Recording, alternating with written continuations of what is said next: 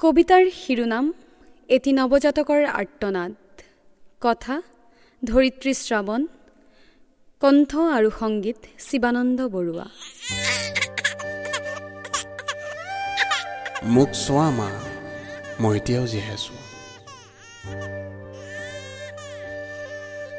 তুমিয়েতো পেলাই গৈছিলা মোক এই নলাটোত। আজি সন্ধিয়ালৈ মই ইয়াতে আছো। তোমাৰ গৰ্ভত থাকোঁতে ৰাতিৰ গাজনিত মই তোমাক খাব দিছিলোঁ, কিন্তু যোৱা ৰাতিৰ গাজনিত মই ভয় খাইছিলোঁ মা, কাৰণ তুমি পেলাই যোৱা নলাটোত মই যে অকলে আছিলোঁ। বুকু ৰুমৰ পৰা মোক আঁতৰ কৰি নাজানো কি পালা তুমি, যাৰ বাবে এই দুৰ্গন্ধ নলাটোত মোক তুমি স্থান দিলা।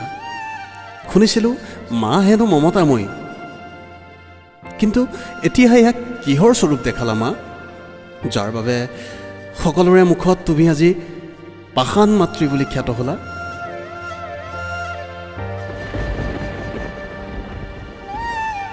বৰষুণ গাজনিৰ মাজতেই গোটেই ৰাতিটো পাৰ কৰিলোঁ মা।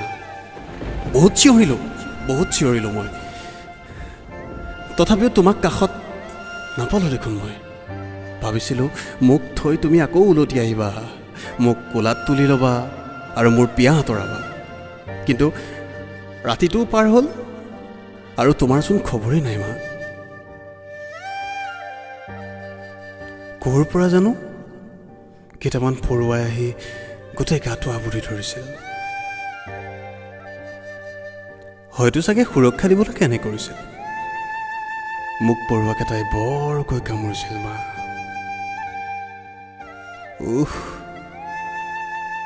বৰ কষ্ট পাইছিলোঁ। তথাপিও মোৰ কান্দোন আনৰ কাণত পৰাগৈ নাছিল মা। কেনেকৈনো শুনিব? তুমিওতো জানা এই পৃথিৱীলৈ অহা মই এদিনীয়া নৱজাতক মা।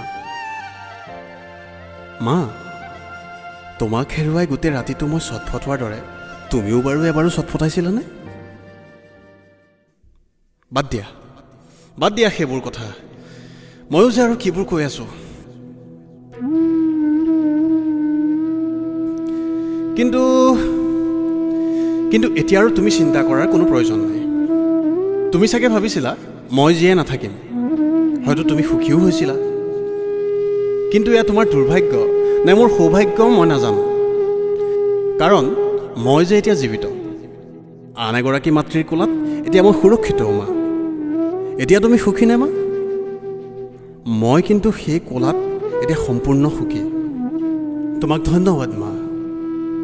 9 মাহ 9 দিন তোমাৰ গৰ্ভত মোক আশ্ৰয় দি নিজ হাতেৰে মৃত্যুৰ দুৱাৰ দলি গছকোৱাৰ বাবে তোমাক অশেষ ধন্যবাদ।